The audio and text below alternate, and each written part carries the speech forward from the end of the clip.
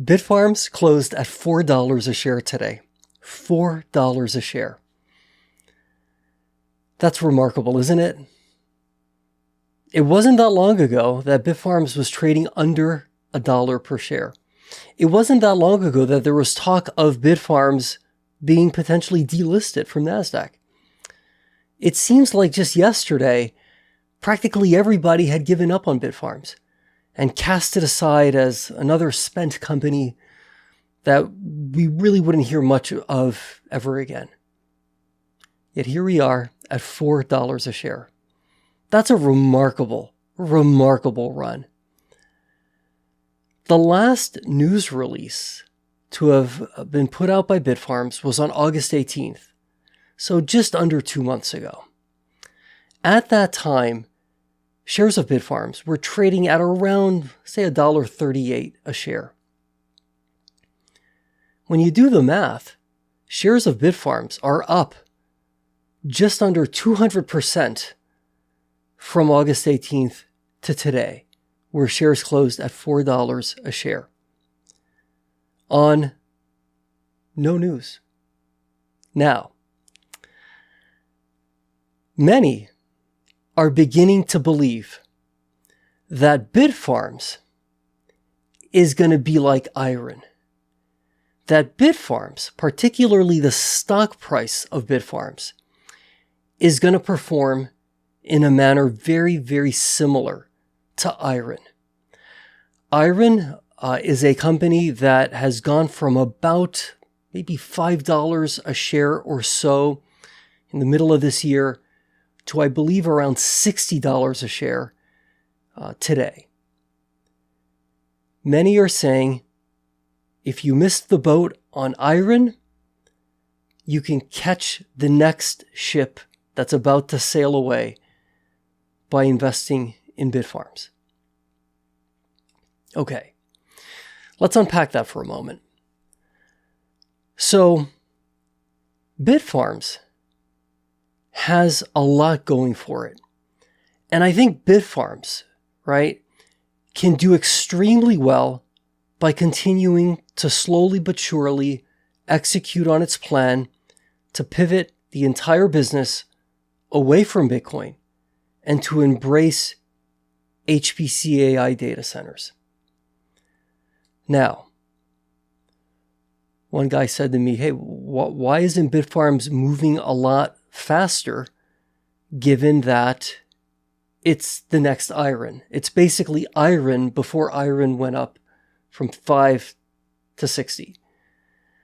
And I think if I were to be intellectually honest about this, right, I'd have to give IREN a lot of credit for doing something quite remarkable. IREN has done something pretty amazing, which if Bitfarms is able to do as well, then I think it's a whole new ballgame as it relates to the potential performance of the price of Bitfarms stock. So what is this amazing, miraculous, kind of like out of this world thing that IREN has done? They've found customers. They've actually been able to have collaborative conversations with other companies, right? And they've been able to essentially enter into contracts, which, if I'm not mistaken, should result in annualized revenue of about $500 million by Q1 2026, if what I read is correct. Maybe it's a little bit more, maybe it's a little bit less. Let's just call it a ballpark $500 million by Q1 2026. Now, Bitfarms, by contrast, to the best of my knowledge, unless I missed something that came out in the last little bit here, my understanding is that Bitfarms doesn't have any customers. And I'm not saying that to sound like an asshole or to be like kind of weird about anything. I'm just trying to kind of keep it real if we are going to make a comparison between Bitfarms today and IREN, okay? I've said this before, and I'll say it again.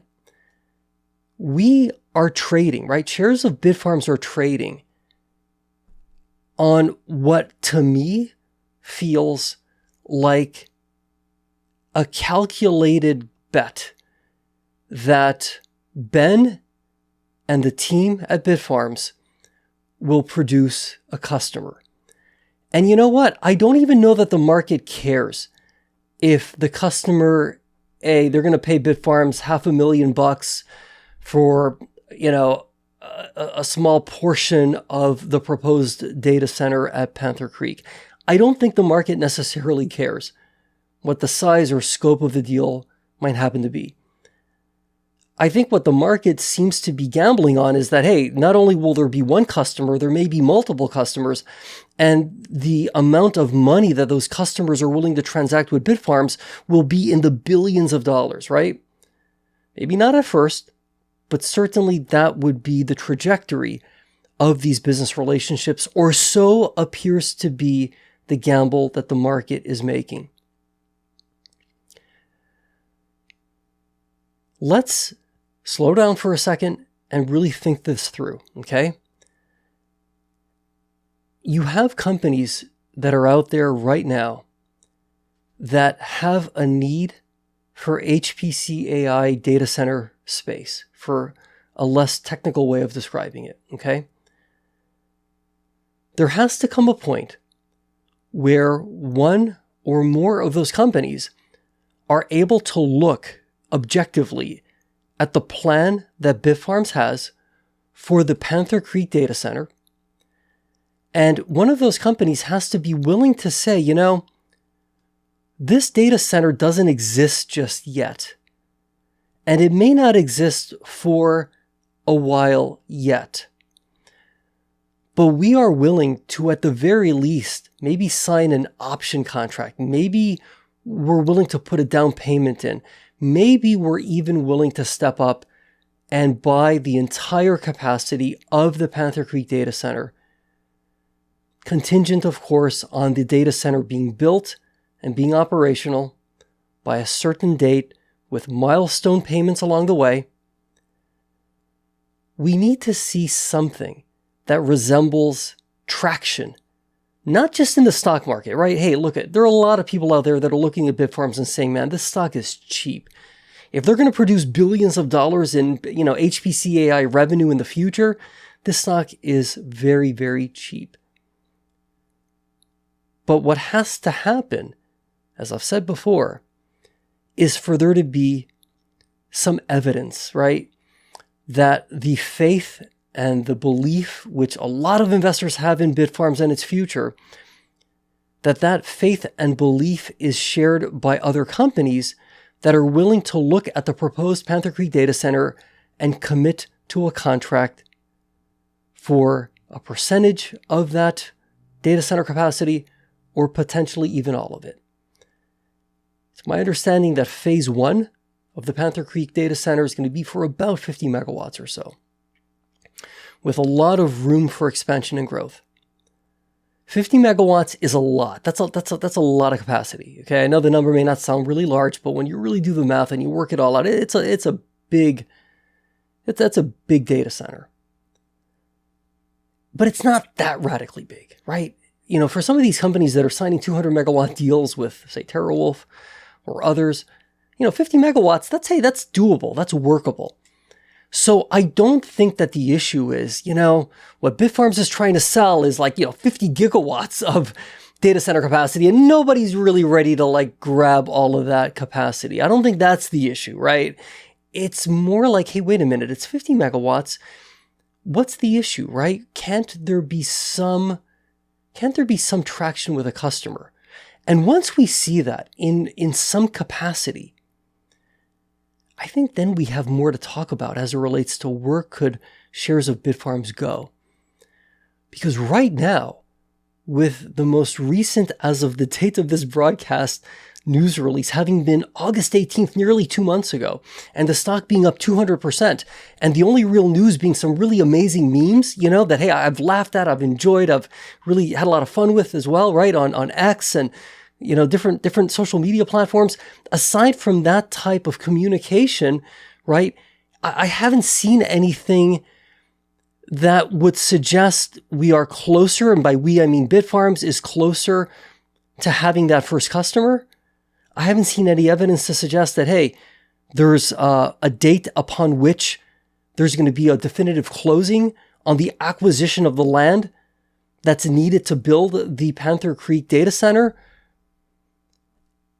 I haven't seen any news that describes, this is when we're going to, break ground, and it's going to be a momentous occasion.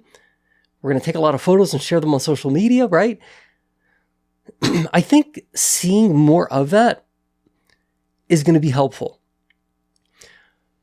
But at the end of the day, my friend, okay, we all want Bitfarms to do well. I certainly want Bitfarms to do well. I want Panther Creek to do well. I want Scrubgrass to do well. I want all of Bitfarms to do well, not just the assets that were acquired when Stronghold Digital Mining merged with Bitfarms.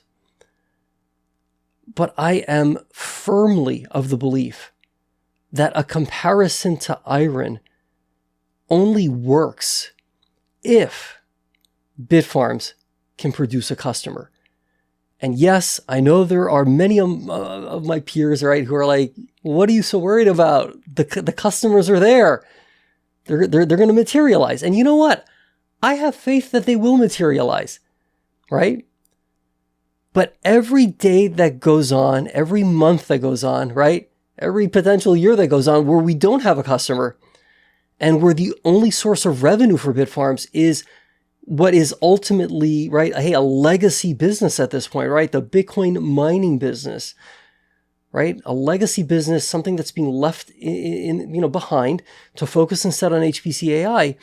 Well, as that revenue inevitably dwindles, right?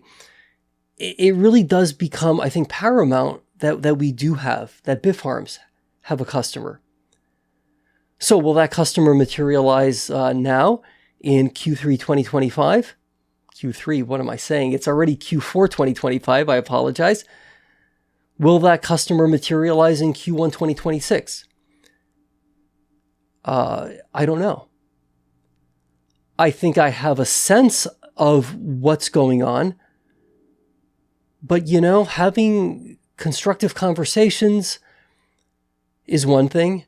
It's another when you very respectfully slide that contract across the table and ask your counterparty to sign and to commit and to move forward into the future with Bitfarms with a signed contract. That's where it starts to get very real. And that, when we have a news release that describes what that first contract may look like, the contours of the contract, right? How much potential revenue it can generate for Bitfarms. What type of profit margin might be involved for Bitfarms, right? Once that happens, it is going to act as a phenomenal accelerant to the stock price. Assuming, of course, the macro environment hasn't completely melted down by then, with the US government having whatever blown itself up into fiscal, oblivion or whatever else may be dragging the markets down. Because remember, Bitfarms is still a relatively small vessel in a very large financial ocean. And Bitfarms can be doing everything right, be doing everything to the best of its ability. But if markets decide to sell off for one or many reasons, shares of Bitfarms will probably take a bit of a hit. Whether or not there's a contract or no contract, or there is great news for the future or no great news for the future. So we really do need to have a contract, right? We really need to have a customer. And if the macro environment continues to be favorable, or at least reasonably constructive, then I do think we can start to have a meaningful conversation about Bitfarms and its stock price performance, potentially replicating, if not, dare I say, exceeding that of IREN. It's a great day to be in the owner's box of Bitfarms. Okay, my friend, let's stay positive, let's be great, and we will definitely speak with each other again very soon.